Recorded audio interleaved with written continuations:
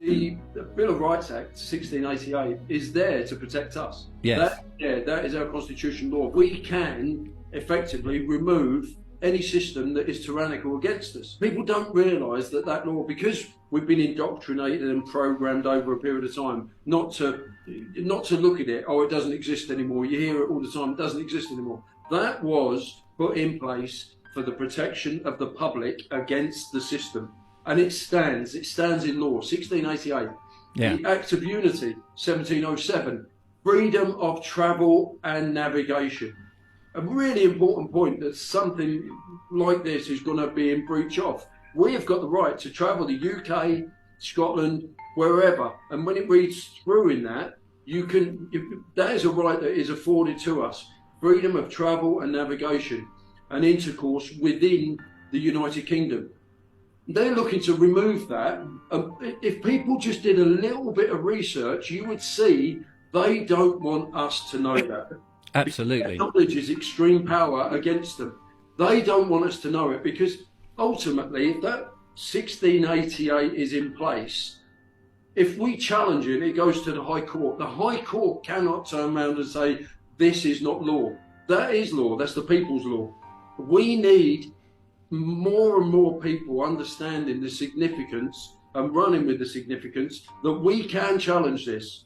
The government will have you believe that there's an amendment to this, there's an amendment to that. If you amend any act that was set in place for the people without the people's consent, then that amendment, it doesn't exist. Like England's Parliament and Scotland's Parliament, they came together and created the Act of Union 1707, which led to the creation of the United Kingdom of Great Britain, giving us freedom to move and travel and navigate the country freely. But we're not taught any of this.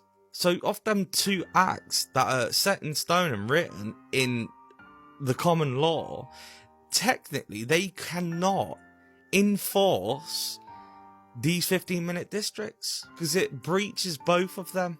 But because we're not taught in school and we lack education, real education, to be able to fight this tyranny, they're just doing it.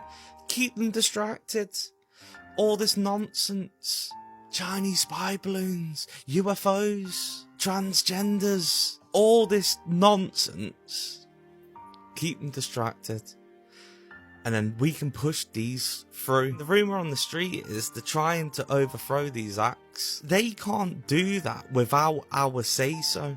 They have to get us to agree to it to be able to change an act in the court of law, in the high courts. So if we disagree with it, then they're not allowed to do it. But the fact is, no one's there disagreeing because no one knows. So they're just like, there's no fight.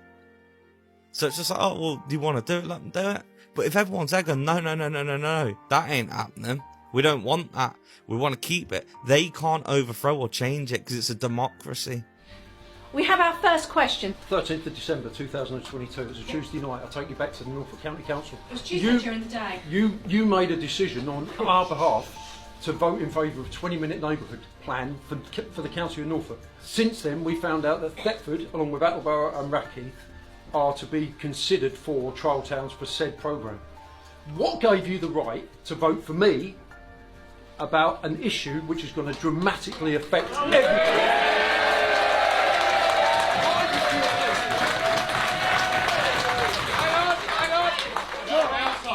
Why did you think that was okay to vote on our behalf without a public meeting, without consultation, or without any evidence being put before us as to how that's going to affect and detriment our lives, which it will? I don't consent. I don't need your help. Take away. You're there as a councillor. You're there for us. You work for us.